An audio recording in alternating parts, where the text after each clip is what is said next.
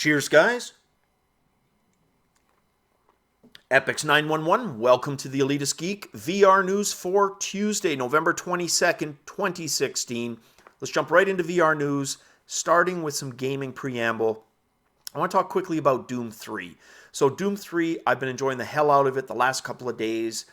Last night I downloaded a 3-part texture pack, which is supposed to enhance the textures. I'll be able to try that tonight. The game is 12 years old and still fun as hell to play in VR. I'm not somebody who got Vorpex. Got it to the point of it being enjoyable. I didn't find it convincing.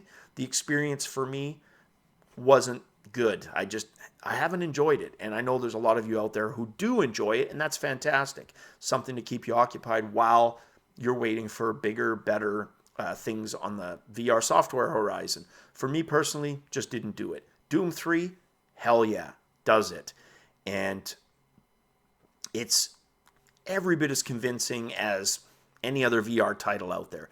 There's some rough spots, there's some glitches, but it gives me hope that, look, the same treatment Doom 3 got, provided the game, is able to kind of convert stereo-wise on the graphical level.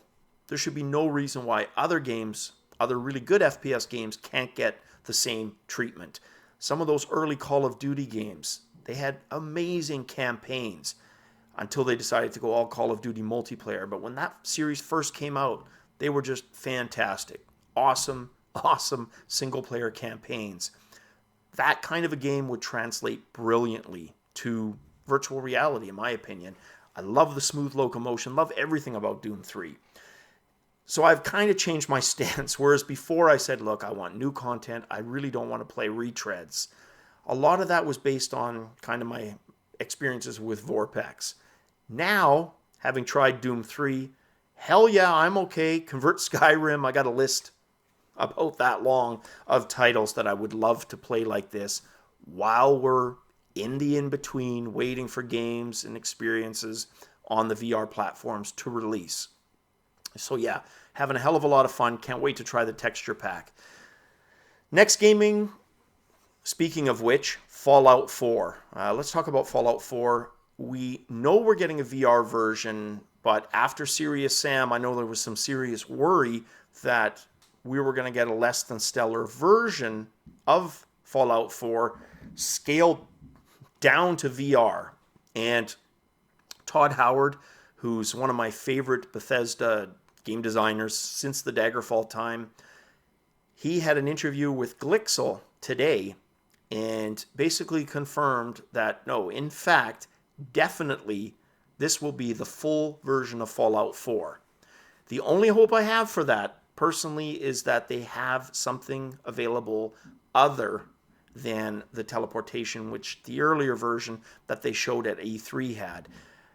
Fine with locomotion as long as that's not the only one. I would love to see Doom 3 style of smooth locomotion. I think that would work brilliantly. That's how that game is designed. So I just don't think it works as well in using teleportation.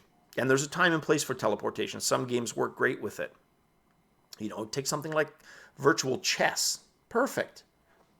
Pick a square, teleport. That's how it should be. But that's where it makes sense. Next up, Settlers of Catan, which is a fantastic board game. It was popular long before Will Wheaton featured it on tabletop. It's a game I enjoy playing with friends. There was a prototype spotted by someone at a conference. They recorded it, and it's in the link, Upload VR link that I'm going to include in the description below. Check it out. You get a bit of a peek at a prototype of the board game in VR. So on to the news. Yesterday I talked about HTC Vive and their $100 discount. Today Oculus Rift, or the Oculus on their Rift, has followed suit. They're offering a $100 discount, but unlike the Vive one, there's quite a few catches. The first catch being that it's only in the form of store credit. It can only be used for digital content. It must be used by December 31st. And that has to be through Best Buy stores. So lots of stipulations, but $100 is still $100. Even if it's that, it just means you're probably going to spend it on games, which I think you'd be okay with because you're there for VR in the first place. So the ability to not only buy the unit, but $100 worth of games, not so bad. I still prefer the Vive deal though. Next up, Sony, of the three on the other hand, has no plans on any discount for any of its VR product lineup, whether it's games that they have directly been involved in, hardware, they're not interested. There will be a sale for the standard PS4 model, that's the Uncharted 4 bundle. It will be going for $249 US. So if you were interested in PlayStation VR and you have no console, I suppose you could look at it as a bit of a price break. Next up, Xbox streaming to Oculus Rift finally happened. And it's been a weird relationship between Xbox and Oculus, kind of like an off again, on again type of relationship. It appears to be on again. And what this allows you to do is basically stream Xbox One games or experiences to a cinema-style mode.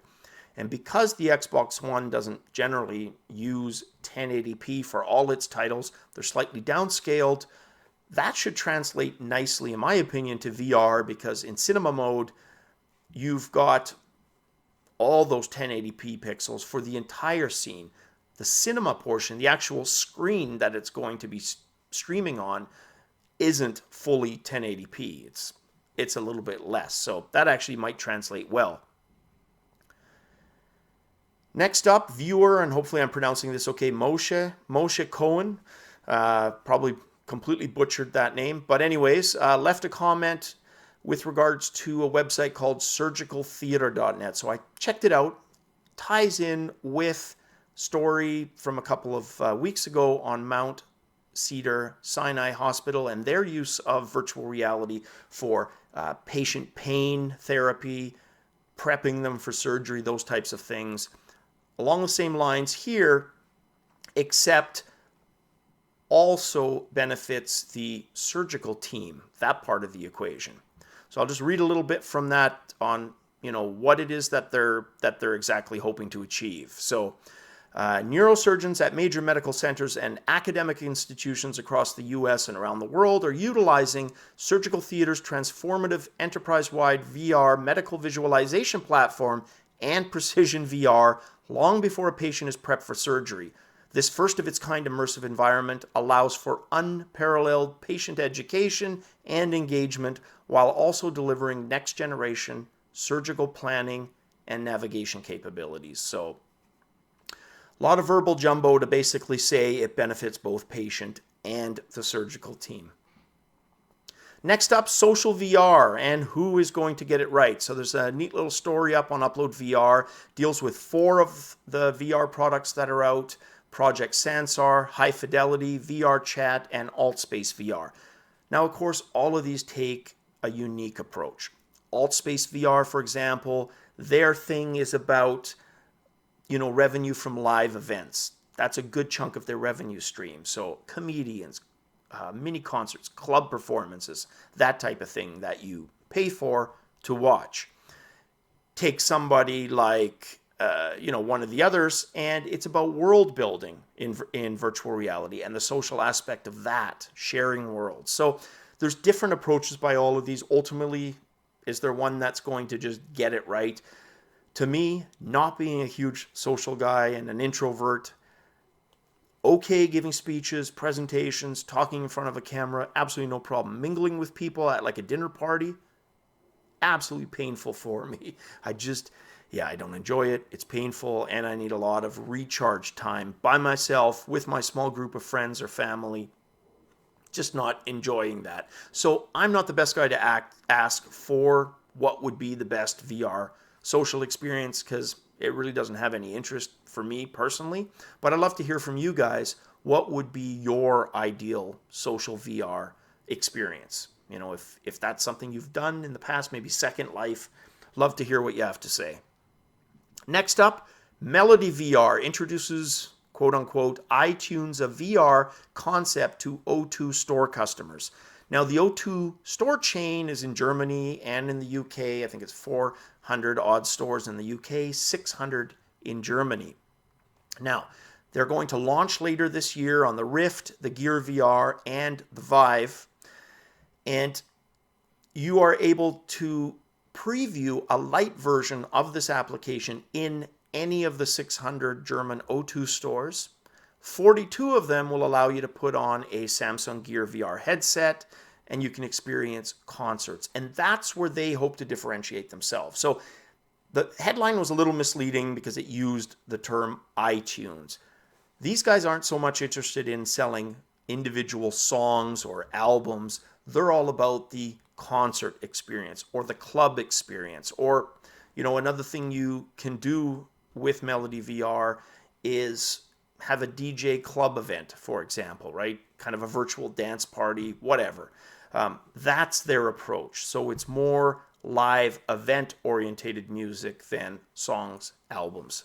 So very cool. MelodyVR, check that out on the link below. Content-wise, 2,000 hours of 360-degree content and nightclub, so that would be your DJs and other things, from over 400 artists. So seems like a decent selection to start with. Now, we've known since the beginning, when we started this whole VR journey, that there were going to be casualties along the way. Not everybody's going to be successful. In fact, a handful will be, and the rest will fall to the wayside. And unfortunately, that's exactly what happened yesterday with Vrideo. They shut down, and they were one of VR's early startups, doing 360-degree content. Their CEO, Alex Rosenfeld, sums up the reason in his response. When we first started working on Vrideo, Facebook hadn't yet acquired Oculus, Sony hadn't acquired or announced Project Morpheus, and Google wasn't even talking about VR. He goes on to say that Vrideo has been installed 700,000 plus times, was available for all major headsets, and highly rated on PlayStation VR. Then he says, unfortunately though, we've now stretched this modest funding as far as it could take us, especially in the light of the rising costs associated with our growth. Now they had $2 million raised back in March of 2015, so I'm assuming they've burnt through that.